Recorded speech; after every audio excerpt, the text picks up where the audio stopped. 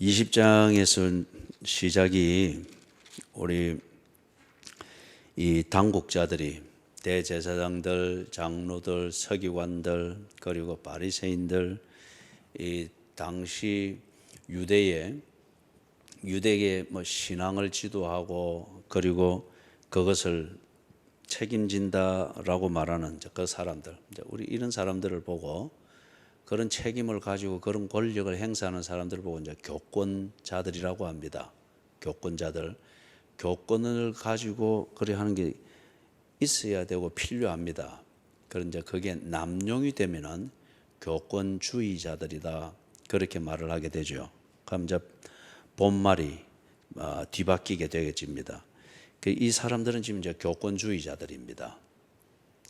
예수님께 와가지고 당신이 무슨 권위로 이래합니까? 그리고 그 권위는 누가 주었습니까? 도발을 합니다. 왜 그런가 하는 것은 19장에서 우리가 보았죠. 예수님이 성전에 들어가셔가지고 다 엎어버렸지 않습니까?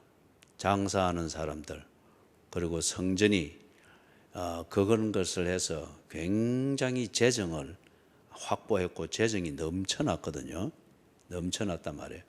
그래서 그걸 교권자들은 장사하게 했고 그리고 그 장사하는 사람들을 통해서 교권자들은 또한 사용료를 받았습니다. 그 사용료가 엄청났죠. 그래서 예루살렘 성전의 재정은 넘쳐났습니다. 그런데 예수님께서 성전에 가셔가지고 떡보이 그리 돼 있단 말이에요. 그래서 이 장사치들을 다 쫓아내 버렸습니다. 다 쫓아내고 상을 엎고 그래 했죠. 우리가 부드러운 예수 이런 선입관만 가지고 있다면은 지금 예수님이 하는 그것을 읽으면서 시험 들 겁니다. 그런데 우리 수요일 날 했던 것처럼 온유한 자는 복이 있나니 그 복이 뭐였죠? 그것도 기억하려면 처음부터 여러분을 또 외워봐야 되죠. 그죠? 예. 그들이 땅을 기업으로 받을 것이며 그랬죠. 그런데 이 온유함을 가르친 예수님이 막 상을 엎고 노끈으로 채찍을 만들어서 휘두니까 그 제물용으로 상품으로 갖다 놓은 비둘기 다 날려가지고 막 날아다니고 그래 됐죠. 그래서 온유하다 하는 것은 순디가 되는 걸 말하는 게 아니고 순한 것 그게 신앙이 바르다 그걸 말하는 게 아닙니다. 그 다음에 착한 것 그게 또 신앙생활 바로 그걸 말하는 것도 아니에요. 착한 것만 가지고 되는 게 아닙니다. 그래서 제가 토요일 새벽기도 인도하면서 제가 그걸 굉장히 강조를 하고 왔는데 착한 것만 가지고 안 된다. 이제는 너희들이 싸워야 할 때다. 싸움에서 물러서지 마라 하고 그걸 강조를 하고 왔는데 그래 어제 가만히 생각하니까 이게 잘못하면 오해를 낳겠다. 이 아들이 이제 막 창을 만들고 머리끄댕이 붙잡아 당기고 막 그렇게만 들었겠다. 좀 더 이게 시간을 가지고 설명을 해 줬어야 되는데 온유함이라는 개념으로 설명을 해 줬어야 되는데 그죠? 그래서 이게 내가 그리스도인답다고 하는 것은 하나님과의 관계에 있어서 그 관계에 충실한 것, 그 관계에 합당하도록 나를 관리하고 내 삶을 그렇게 지조를 딱 지키면서 해나가는 것, 그게 온유함입니다. 그리 하자면은 때로 버텨야 될 때가 있습니다. 때로 한없이 순해야 될 때가 있습니다. 그러나 때로는 공황이지만은 정신없이 목사님 하고 달려오는 이러한 것도 있어야 됩니다. 때로는 모르는 척하고 체면을 차려야 될 때가 있습니다. 그 판단과 처신은 무엇을 기준으로 해서 한다고요? 하나님과의 관계에서 합당한 처신인가 아닌가. 그래서 내가 하나님의 자녀인 것을 알고 또한 내가 믿는 분이 하나님인 것을 알게 되는 이 목적에 합 합당하도록 처신하는 것, 그게 온유함입니다. 그렇기 때문에 이 온유함의 표현으로서 때로 싸워야 될 때가 있습니다. 그때 그 싸움은 머리 끄댕이 끄잡아 당기고 막 그렇게 싸우는 그게 아니죠. 그죠? 하나님의 영광이 가려지지 않고 또 내가 그리스도인이라고 하는 그리스도인으로서의 그 처신에 합당한가 아닌가를 판단하여 자기 관리를 꿋꿋이 해내는 그게 싸움이다, 그 말입니다. 제가 이 말을 해주고 마무리를 하고 왔어야 되는데 이걸 안 해줘서 이게 조금 걱정이 되네요. 그죠? 그래서 예수님이 19장에서 성전에 들어가서 업고 막 쫓아내고 했던 이것은 그분의 하나님의 영광이 가려지지 않고 하나님의 집, 즉 기도하는 집이 되어야 되는데 장사치들의 집으로 만들어 놔서 하나님이 꼭 장사하시는 그러한 분으로 오해가 되어지는 이것 때문에 예수님께서 그걸 지켜내는 겁니다. 그분의 온유함입니다. 이래 하니까 이 돈을 버는 교권주의자들의 입장에서는 이게 너무 무리하단 말이에요. 그죠? 자기들의 이익은 다 없어져 버리는, 예수님이 하나님의 영광 드러낸다고 그래 했다 하지만은 교권주의자들의 입장에서는 자기들의 수입과 이익이 다 없어지는 거잖아요.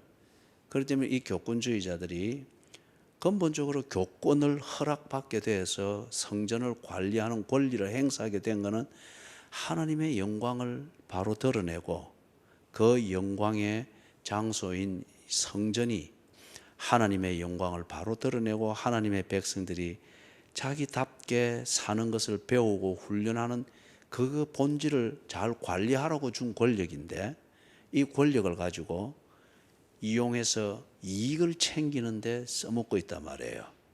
그렇기 때문에 그들은 이미 하나님의 영광을 위하여서 성직자의 일을 하는 것보다는 성직자의 지위와 성직자에게 주어진 그 목적을 위해서 주어진 권력을 가지고 자기들의 이익, 욕망, 권리를 추구하는 것으로 써먹고 있단 말이에요. 그래서 예수님께서 이 하나님의 영광을 가리고 있는 조건이 되어 있는 성전을 바로잡고 이럴 때에 그들은 하나님의 영광을 생각하기보다는 자기들의 이익을 얻는 그것의 위기를 초래한다는 이 관점에서 예수님에 대해서 굉장히 분노했습니다. 이런 게 교회에 비일비재합니다. 그리고 여러분들이 이런 면에서 정말 성숙하고 신뢰할 만한 교인들이 되어야 돼요. 때로는 혼이 날 때가 있습니다.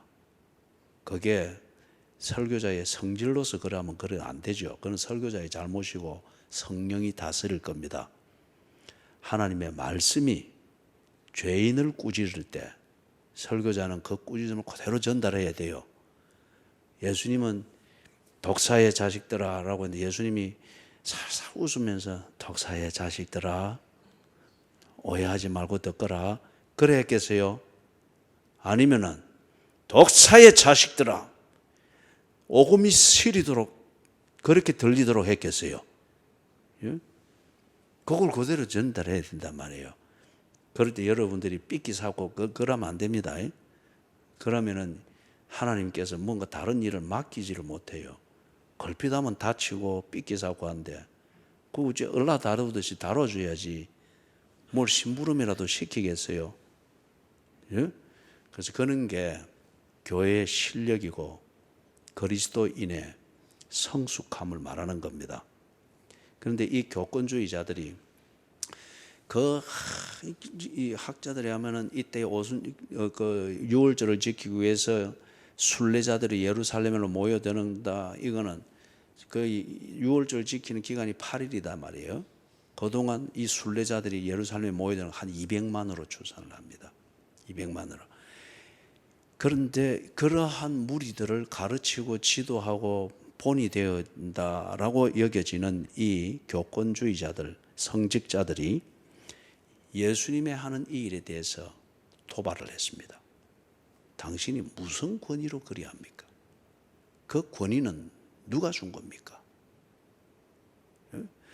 우리가 가지고 있는 권위, 예루살렘 이 성전을 관리하고 그래 하는 이 성직자의 권위는 모세의 법이 주었고 공동의회가, 그런 백성들을 말해요, 동의해서 우리는 이 권력을 합법적으로 가지고 이걸 행사하는데 당신은 무슨 권위를 가지고 우리가 하는 이 합법적인 일을 뒤엎습니까? 하고 분노해서 따져 물은 거죠.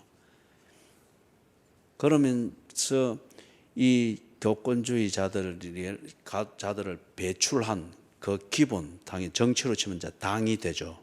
자기들이 소속한 당. 거기서 바리새인들이 예수님께 도전했습니다.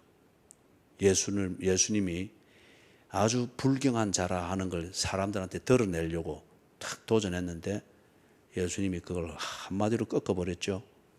그 다음에 헤롯 땅, 이는 이제 정치 세력들입니다. 그래서 이 헤롯 땅이 정치적으로 예수님을 또 탁 올가매려고 도전을 했죠. 그런데 예수님께서 또 가이사의 것은 가이사에게, 하나님의 것은 하나님에게. 그러니까 뭐 그다음 입도 번거 못하고 잠잠해져 버렸습니다. 그 다음에 딱 이걸 보고 사두개인들이, 실제로 사두개인들이 소수이지만은 사두개인들이 교권을 가지고 있는 성직자들은 거의 대부분 사두개 파에서 나왔습니다. 그렇기 때문에 이 사람들은 굉장히 정치적인 종교인들이었어요. 그래서 이 사두개인들이 딱 보다가 탁 개입을 해서 질문으로 예수님께 도전하죠. 그게 부활. 그죠? 이렇게 7명이나 거쳐 같은 여인인데 부활하면은 누구 아내가 되겠습니까? 기억나죠? 그렇게 탁 이제 질문하니까 예수님께서 이 사두개인들, 너는 정치 권력으로서 돈 벌기 위하여 로마에게 아양 떨어가지고 권력을 그렇게 인정받는 그런 무리들이지 않느냐? 그런 너희가 부활이 뭔지 알기나 알고 그 질문을 하나? 그런 식으로 예수님이 탁 대답을 해주고 부활의 본질을 잠깐 설명을 해주니까 사두개인들이 자취도 없이 예수님 앞에서 물러갔습니다. 예수님의 권위를 무색하게 만들기 위해서 도발하던 그 시도들이 그냥 그대로 꺾였죠. 그런 뒤에 이제 예수님이 41절에서부터 44절에서 예수님이 이제 적극적으로 자신의 권위가 무엇이며 그 권위는 어디로부터 왔는지를 적극적으로 딱 예수님이 설명을 합니다. 이 앞에까지는 예수님이 방어했어요. 예수님을 무색하게 만들려고 하는 이 시도들, 도전들에 대해서 예수님이 방어했습니다. 수비했다면은 이제 41절에서부터 44절 여기서는 공격하는 겁니다.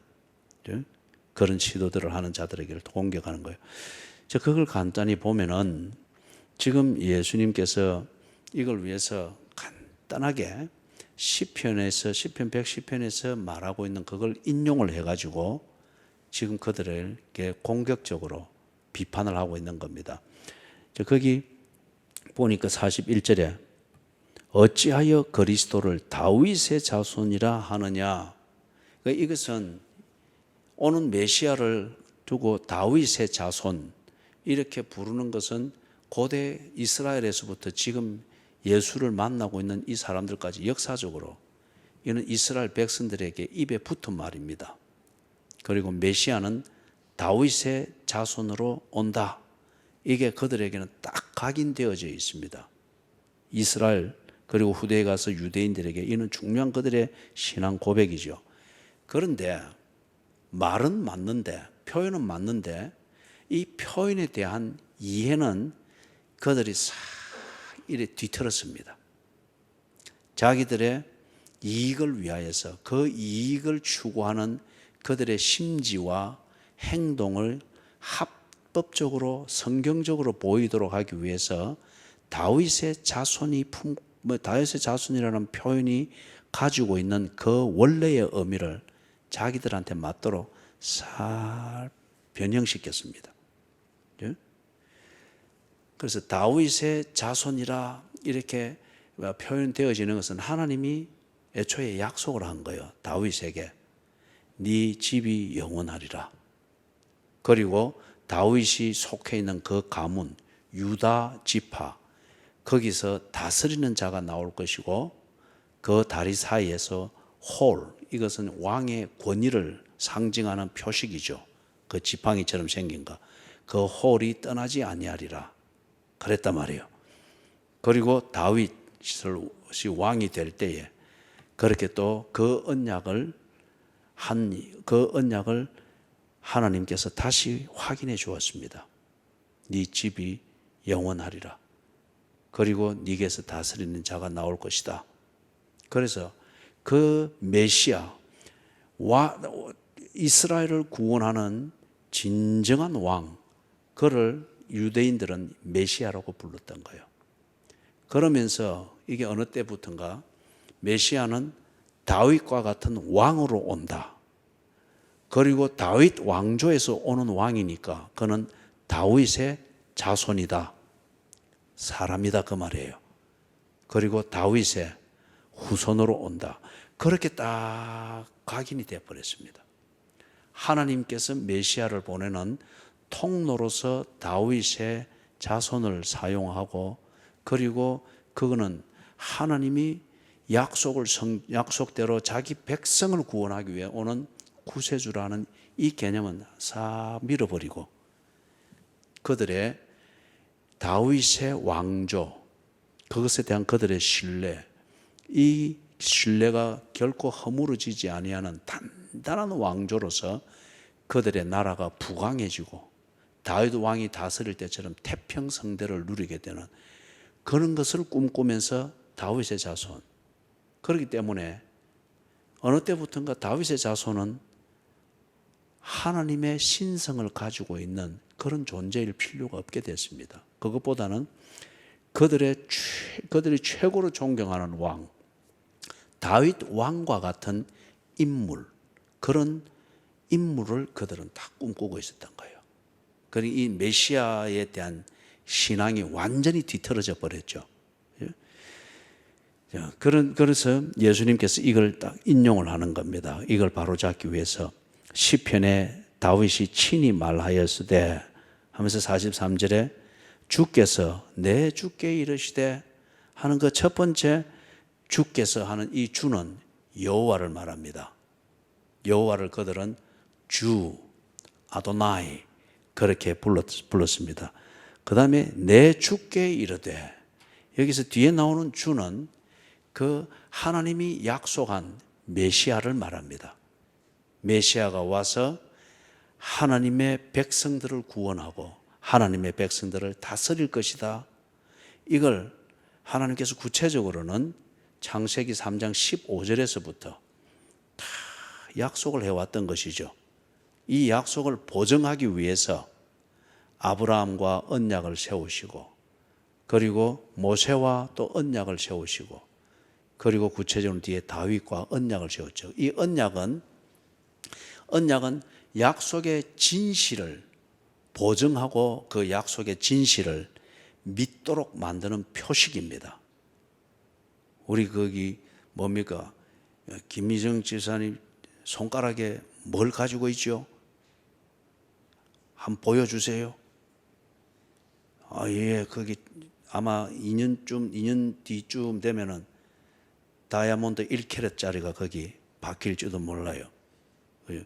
그 대신에 그리 되려면은 우리 김미정 지사가 그걸 볼 때마다 남편에게 감사할 줄 알고 남편에게 오늘 저녁에는 BBQ 치킨 자마이카를 다 창에 올려놓고 내일은 또 그렇게 이 남편의 나를 향한 결혼하기 전에 내게 약속했던 그 사랑 그리고 했던 그 고백, 사랑의 고백, 이걸 다 늘 믿으면서 아내의 지조를 지키고 남편에 대한 아내의 사랑을 다 그렇게 변함없이 지켜낼 때, 그러면 다음 해에 고반지에 또 다이아몬드 1캐럿이 또 탁 얹혀지고, 그리고 그 다음에는 그 옆에 또 또 장식품으로 다이아몬드 2캐롯짜리가 이래도 탁 올려주고, 그죠?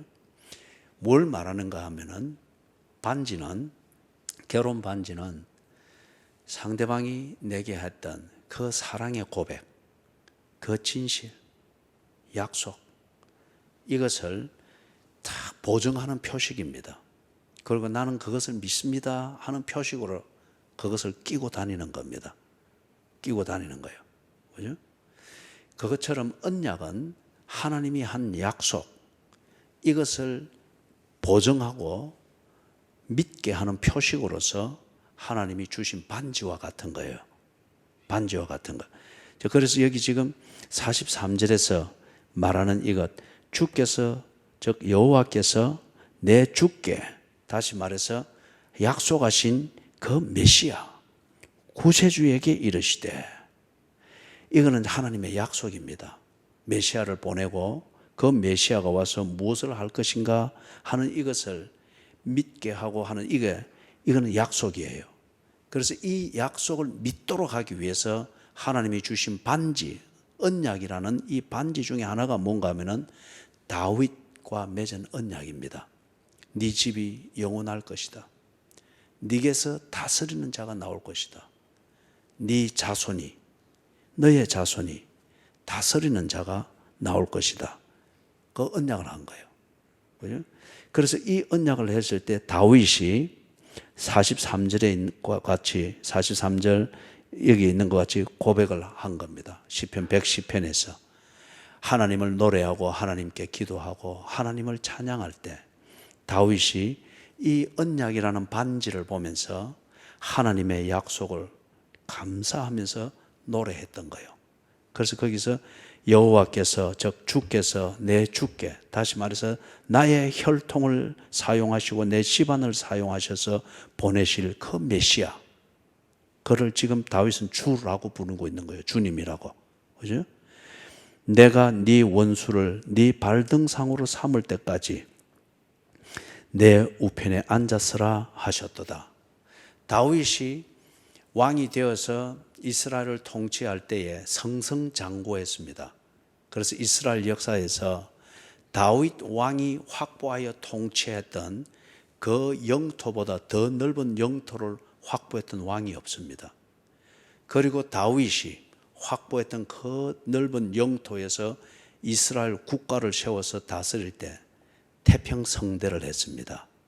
그래서 이스라엘 역사에서 다윗 왕이 통치할 때에 부강했고 태평성대했습니다. 그렇기 때문에 이스라엘 백성들은 다윗 왕을 늘 그리워했던 거예요. 그리고 자기들의 현재의 왕의 통치하에서 고생하고 좀 어려움이 있으면 언제나 다윗 왕과 비교를 했습니다. 그리고 나라의 태평성대에 대한 소망을 백성들이 가질 때 그들은 항상 다윗과 같은 왕이 오기를 꿈꿨던 거예요. 그러면서 하나님이 다윗에게 했던 그 언약을 그들은 말 그대로 그냥 받아들였던 거예요. 또 다른 다윗 왕을 하나님은 우리에게 주실 것이다. 그가 메시아다. 이렇게 와전이 되어버린 겁니다. 그럴 때에 뒤에 이제 보면 43절에 나오는 이 표현을 이제 이해하기가 쉽습니다. 다윗이 싸웠다 하면 이겼습니다. 그 당시 이스라엘 영토를 포함한 그쪽 지역, 중동 지역을 우리는 고대 근동이라고 합니다. 옛날 가까운 동쪽이다. 그래서 고대 근동이라고 했습니다. 옛날 그 지역의 사람들은 동서남북을 정할 때에 지중해를 중심으로 해가지고 동서남북을 정했어요. 그래서 지중해에서 우리 김성일 집사님이 헤매던 그곳, 요르단이 있는 그쪽 방향을 보고는 동쪽이라 했어요. 왜냐하면 그쪽에서 해가 떴거든요. 요르단 사막을 통해서. 우리 김성일 집사님 요르단 계실 때 사막 쪽에서 해 뜨는 거 보셨는지 모르겠네요. 이게 뭐 어딘지도 모르고 다니셨으니까. 그래서 거기가 동쪽입니다. 그럼 반대쪽, 지금 스페인 쪽은 서쪽이었고, 그리고 로마가 있는 쪽, 그쪽은 북쪽이었고, 그리고 아프리카 있는 쪽은 남쪽. 이게 지중해를 딱 둘러싸고 있단 말이에요. 그런데 이쪽 이스라엘, 이거는 지중해, 그 연안에 딱 붙어 있잖아요. 그리고 요르단도 바로 그 근처고 레바논 다 애굽 요리돼 있잖아요. 그래서 근동, 동쪽은 동쪽이되 아주 지중해 근접해 있는 가까운 동쪽으로 해서 근동, 가까울 근, 동력동 이렇게 해서 근동이다 이렇게 했습니다. 그런데 옛날 이 근동 지역에서의 전쟁의 문화는 뭐였는가 하면은 내가 상대 적을 이겼잖아요. 그러면은 그 상대 적을 지휘했던 왕이 잡혀옵니다. 그리고 그 왕을 땅에 눕히고 그 목을 밟습니다. 이긴 왕이 그 목을 밟고 그리고 명령과 지시를 내리는 겁니다. 그래서 뭔가 하면 발등상이에요. 예? 옛날 우리나라도 그랬죠. 왕이 옥좌에 앉으면은 딱 발을 올리는 그게 있죠. 그게 발등상이에요. 그런데 이제 전쟁에서는 이 이긴 왕의 그 권위를 나타내고 위엄을 나타내기 위해서 옥좌에 앉을 때에 왕의 발을 올리는 특별한 그 자리가 있듯이 이 전쟁에서 이긴 왕은 자기의 옥좌에 앉은 그 입장에서 권위를 나타내는 발등상, 발을 올리는 것, 이걸 패퇴시킨 상대 적을 지휘했던 왕을 땅에 눕히고 그 목 위에 그 발을 올리는 거예요. 그렇기 때문에 여기서 내가 네 원수를 네 발등상으로 삼을 때까지, 이 말은 여호와께서 이 약속을 메시아를 보내겠다고 하는 여호와께서 보낸 메시아, 이 메시아를 거부하고 반대하고 무색해 하려고 하는 그 원수를 메시아 너의 발등상으로 삼을 때까지 너, 즉 메시아, 너는 내 우편에 앉아 있으라. 이거는 또한 고대 근동의, 옛날 근동의 궁궐의 풍습입니다. 왕이 다음 후계자, 왕세자는 항상 오른쪽에 앉혀두었습니다. 또는 때로는 우리가 구약에서도 가끔 보는데 왕이 신뢰하는 그 신하가 있을 때에 오른쪽 자리를 그 사람에게 줍니다. 그래서 내 우편에 앉았으라. 그래 이것도 하나님께서 자기 백성들이 승리하고 올라갔을 때에 내 우편에 앉게 하고 하는 이런 표현들이 자주 나오잖아요. 오른편에 앉게 하고. 그래 이게 왕세자를 말합니다. 그래서 여기 여호와께서 약속하신 메시아, 그 메시아가 오셨을 때에 그를 방해하고 해코지하고 하는 이 원수들을 다 물리쳐서 메시아의 발등상으로 만들 때까지, 여호와께서 일하시는 그때까지 이 메시아를 당신 여호와의 우편에 앉게 하셨지 않습니까? 이 약속을 다윗이 다 기억하면서 자신이 그 찬양, 기도, 감사 이것을 하고 있는 거예요. 그게 시편 110편에 나와 있는 겁니다. 자, 그것을 근거로 해서 예수님께서 44절에 말씀을 하는 겁니다. 그런즉 다윗이 그리스도를 주라 칭하였으니 어찌 그의 자손이 되겠느냐. 자, 여러분, 거기 지금 44절에서 다윗이 그리스도를 주라 칭하였다. 지금 43절에 나오는 그 시편 110편의 그 내용은 다윗이 기도하는 내용이고 찬양하는 내용이죠. 그래서 다윗이 그리스도를 주라 칭했다. 그러면 그 주는 43절에 첫 번째 것이겠습니까? 두 번째 것이겠습니까?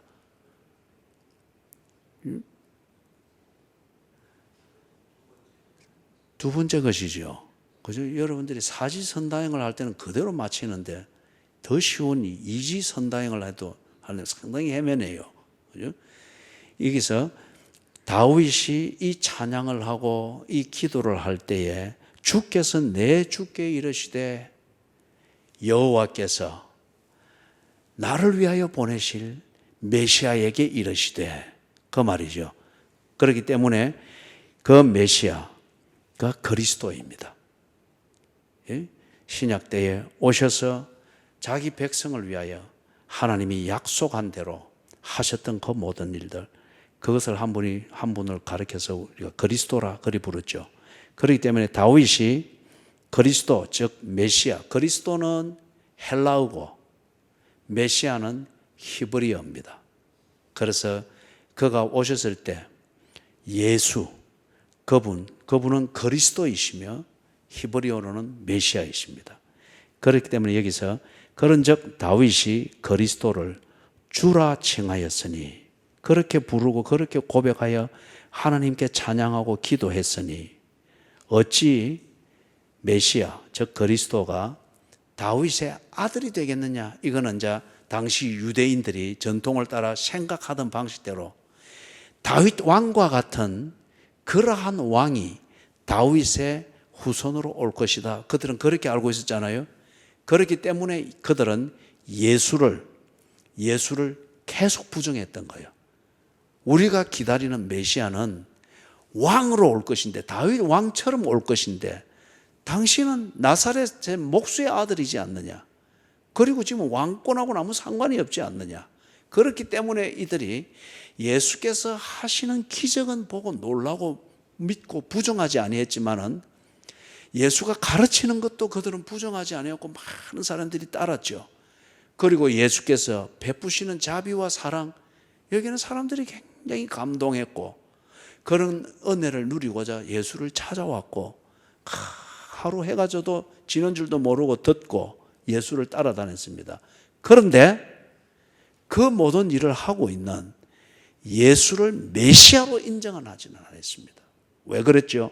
바로 앞에서 길게 설명했던 그들의 고정관념 때문에, 잘못된 종교와 잘못된 이 교권주의자들이 이익을 위해서 가르치고 세뇌시켰던 이 성경을 살짝 뒤틀어 놓은 그것으로 주입이 되어 놓으니까 메시아는 다윗 왕과 같은, 우리가 정말 허무하고 이상적인 왕으로 알고 있는 이 다윗 왕처럼 우리에게 딱 나타날 것인데, 예수는 나사렛에서 너무 그것도 왕족 출신도 아니고 목수의 아들로서 너무 초라하게 그래 왔지 않느냐.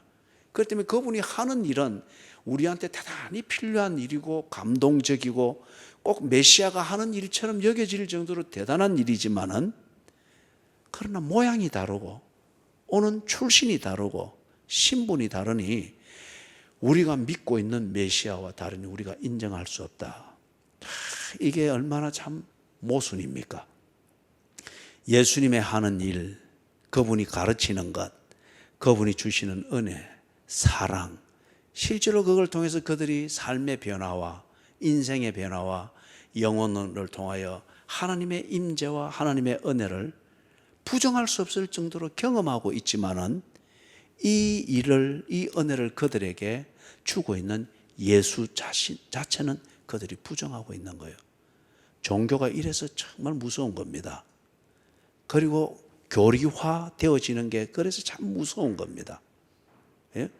이 교리에, 내가 믿고 있는 이 교리의 근거가 무엇인지 그것을 언제나 여러분들이 파악해야 합니다.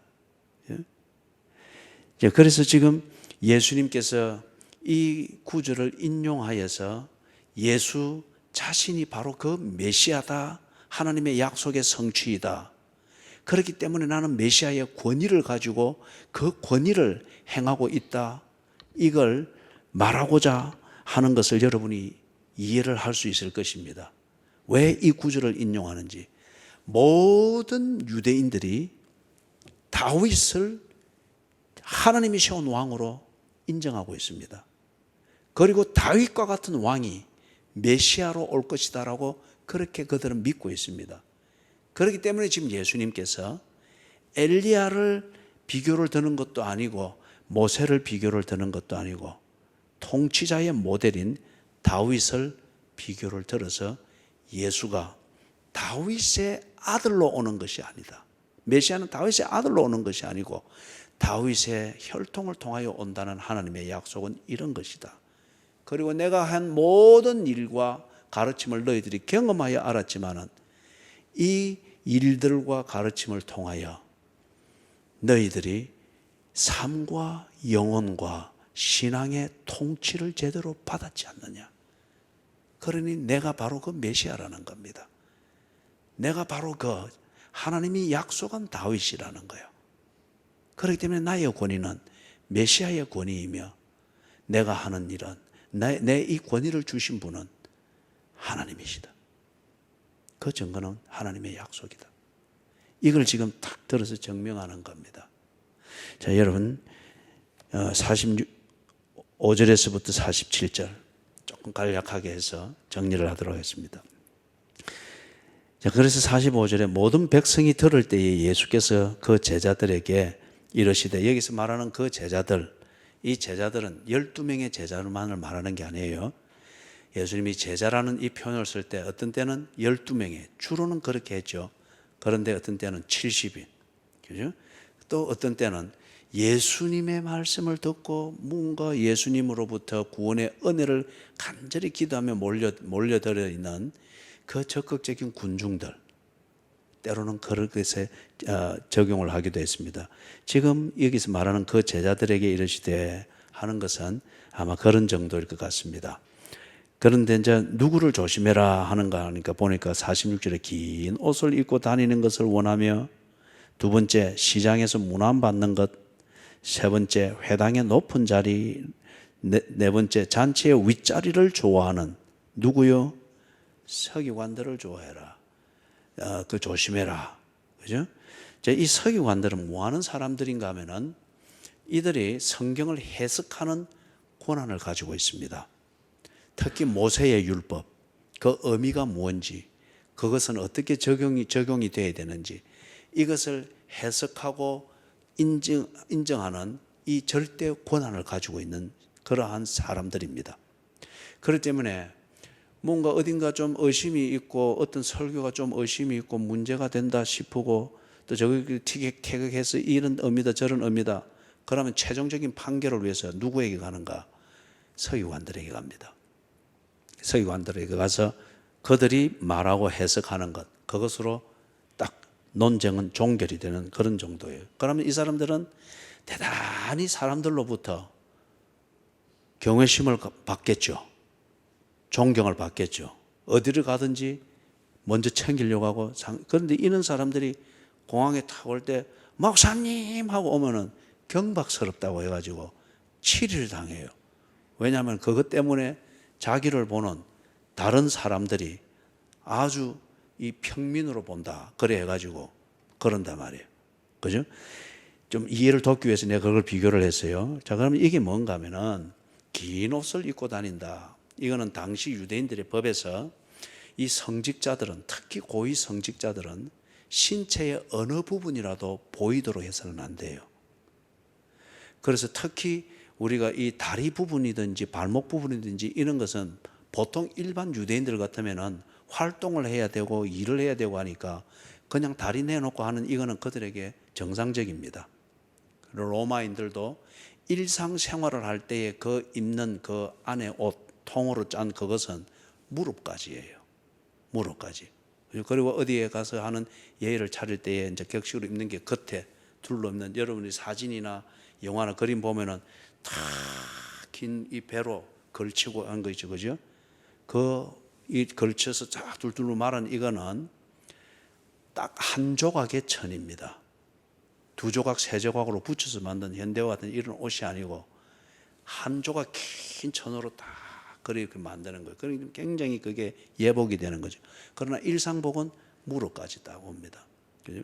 그렇기 때문에 이 유대인들도, 로마의 식민지하에 있는 유대인들도 그렇게 바뀌어가는 거죠.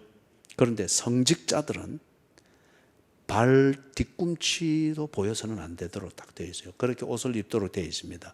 그래서 그 옷의 길이가 여기 긴 옷이라 되어 있죠. 길이가 원래 깁니다. 발 뒤꿈치까지 딱 닿도록 하고, 대신 그 옷이 땅을 끌어서는 안 되는 이 아주 엄격한 법이 있어요. 그런데 이 사람들이 이제 그렇게 긴 옷 입는 자체가 자신의 신분을 드러내고 그 중에서도 고위 성직자라고 하는 것을 사람들이 보아서 알도록 하는 표식이 되잖아요. 그러다 보니 이게 점점 가면서 이 옷이 더 길어졌습니다. 더 길어지면 어찌 되겠어요? 그러면은 먼지 다 쓸고 다니는 거예요. 우리는 요즘 구청에서 길에 이제 먼지까지 청소하는 차가 한 번씩 다니죠. 세금 엄청나게 들어가잖아요, 그죠? 나는 꼭 그럴 필요가 있나 싶어요. 여기 이 서구기관들 몇 명 데려와가지고 하루 종일 걸어 다니도록 만들면 다 쓸고 다녀요. 왜냐하면 그들이 일부러 그렇게 옷을 그렇게 더 길게 만들었습니다. 사람들이 바로 알아보도록 하기 위해서. 그래서 여기 긴 옷을 입고 다니는 것을 좋아하며, 그 다음에 시장에서 문안받는 것. 여기서 시장은 지금 연동시장이나 부전시장 이렇게 생각하지 말고 저잣거리로 생각하면 됩니다. 사람들이 평소에 다니는 길들, 그죠? 평소에 다니는 길들. 그러면은 이 사람들이 쓸데없이 그렇게 그 길로 나가요. 또 갔다가 또 돌아와요. 심심하면 또 그래요.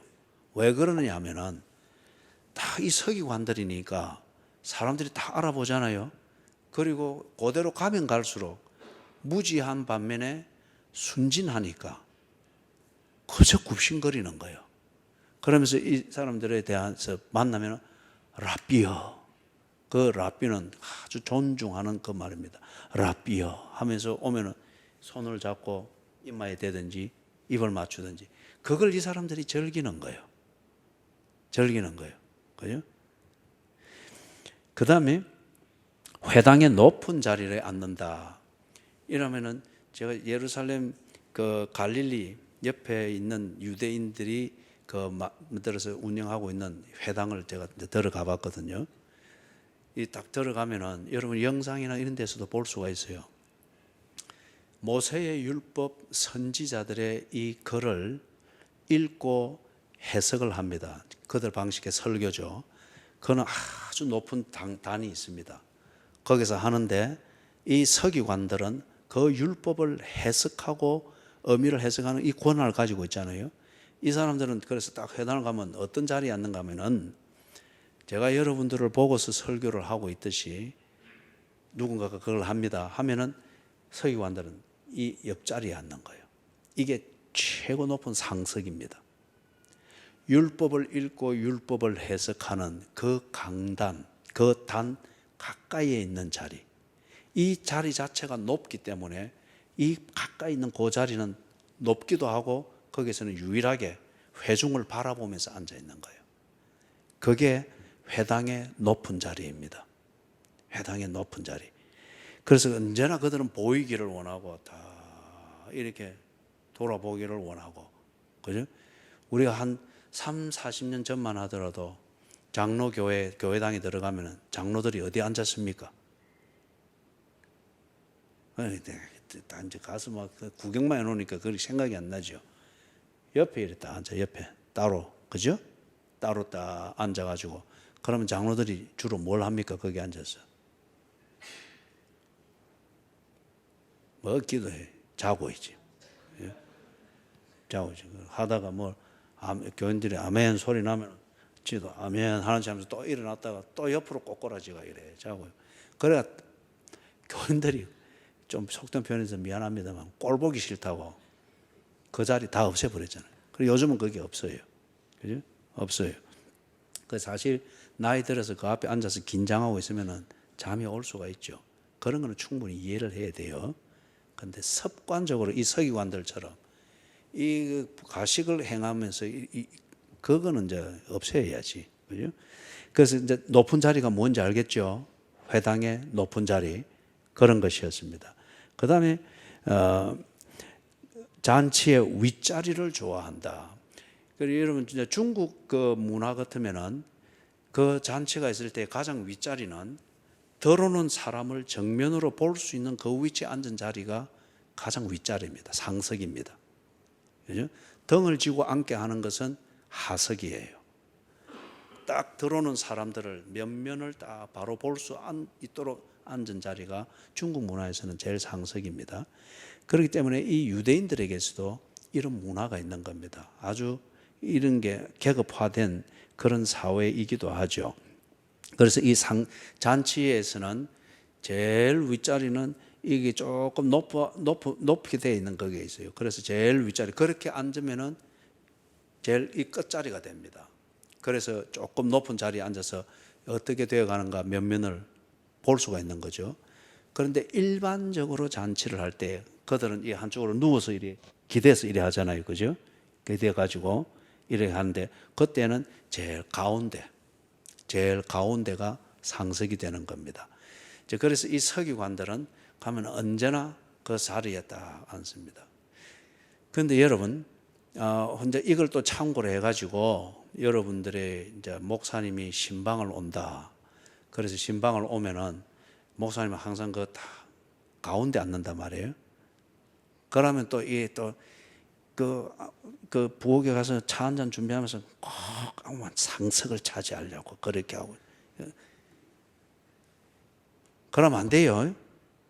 그런데 예배를 인도하고 해야 되기 때문에 다른 가족들이나 같이 온 사람들이 딱 보이도록 다 같이 보일 수 있도록 앉도록 자리를 정해서 딱 그래 앉는 겁니다.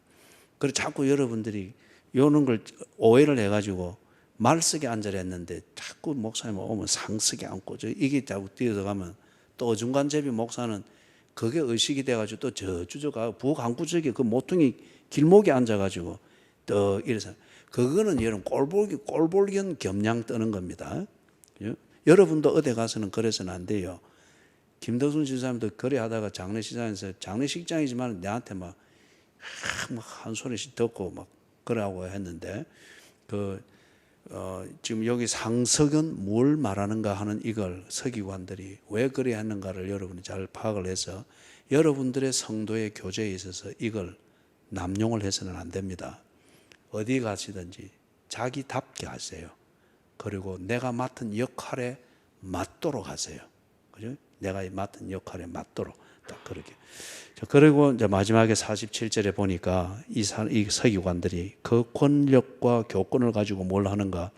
그들은 과부의 가산을 삼키며 외식으로 길게 기도하니 그들이 더 엄중한 심판을 받으리라. 자, 그러면 여기 이 사람들이 왜 길게 기도할까요? 그죠? 이게 여러분 마태복음 6장을 보면은 마태복음 6장입니까? 5장입니까? 6장이군요. 거기 보면은 네 가지 경건의 행동에 대해서 이야기를 하죠. 그죠? 처음에 나오는 것이 뭡니까? 처음에 나오는 것이 그 기도였습니까? 거기 보면 기도 나오고 그 뒤에 또 금식 나오잖아요. 그죠? 처음에 나오는 게 구제가 나오는군요. 그리고 그 뒤에 이제 기도가 나오죠. 기도가 나오는데 예수님이 뭐라 했습니까? 중언부언하지 마라. 그리고 쓸데없이 길게 하지 마라. 그들은 중언부언하는 자들은 외식함으로 길게 기도한다고 그랬어요. 그런데 시편에 보면은 긴 시편 있어요, 없어요? 있지요. 그래서 긴 기도 자체이기 때문에 잘못됐다는 게 아니에요. 외식으로 길게 하기 때문에 그렇게 하지 마라 한 거고, 지금 이 서기관들이 이런 성직자들이 그게 전문이라는 겁니다. 제가 한때 여기 부산에 부산이 아니고 한국에 처음 이제 목회를 위해서 하게 들어와 가지고 대구에 한 1년 반을 있었는데, 그때 교회가 마련해준 찾아준 사택이 어느 조그만 아파트의 방이었어요. 그런데 그게 뒤에 알고 보니까 소유주가 선임이었습니다. 그런데 이 선임은 이 세를 직접 받으러 오는 거예요. 그죠? 그래서 이래 오면은 이제 제가 있을 때는 저하고 만나잖아요. 그럼 내가 또 집 안으로 모셔가지고 같이 소파에 앉아. 왜냐하면 그분이 거기 집에 있는 가재 도구를 다 쓰게 했거든요. 그래서 그걸 또 앉아가지고 그래 이야기하면, 그래, 스님, 그래요. 너 세를 받으러 오고 하기가 불편하실 텐데, 그럼 저보고 목사님, 저는 돌중입니다. 그러니 너무 부담 갖지 마세요 하면서 이야기를 이래 하는데, 그분이 재밌는 이야기를 한번 해줬었어요. 이제 가면 연부를 하지 않습니까? 그래 할 때에 거기 돈 액수에 따라서 연불 시간 길이가 정해진답니다. 그런데 제가 그래서 참 스님들이 대단합니다. 그 연부를 할 때 보니까 1시간이고 2시간이고 목탁을 치면서 그래 하시던데, 그걸 어떻게 다 외웁니까? 제가 그렇게 하면 궁금증을 질문하니까, 목사님이 염려하지 마십시오. 그거 뭘 외워서 외우는 게 아니고 그냥 엉엉엉 하고 있는 겁니다.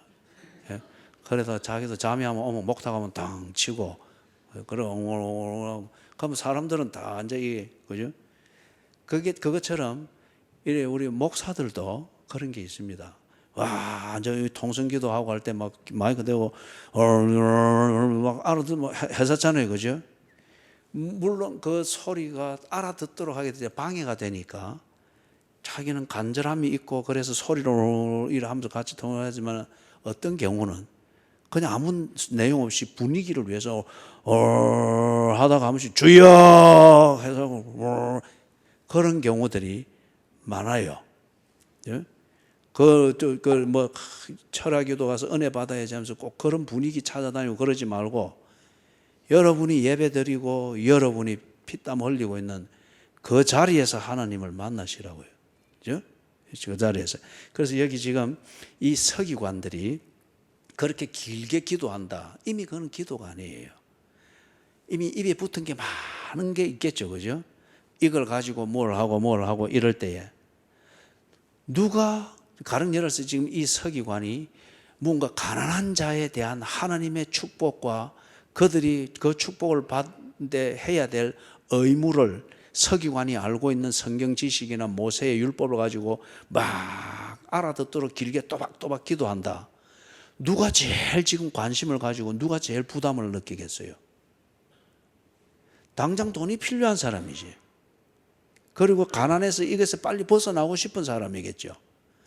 그 당시에 가장 사회적으로 힘이 없고 연약하고 가난한 자, 그래서 누가 와서 해코지를 해도 경찰 보호권을 주장할 수 없는 약한 자 중에 약한 자, 그 계급의 신분에 속하는 자가 누군가 하면 고아와 과부였습니다.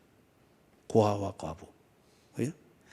그렇기 때문에 서기관들이 뭔가 자기 집을 한번 찾아와 줬다 와가지고 이러면 복을 받을 것 같은데 하면서 시적 흘리고 만약에 간다. 거기다가 또 한 번쯤은 또 막 듣기에 좋은 말과 아니면 위협적인 그런 내용을 읊으면서 막 길게 기도했다. 이 과부가 얼마나 마음이 저리겠어요. 또 한편 얼마나 의존이 되겠어요.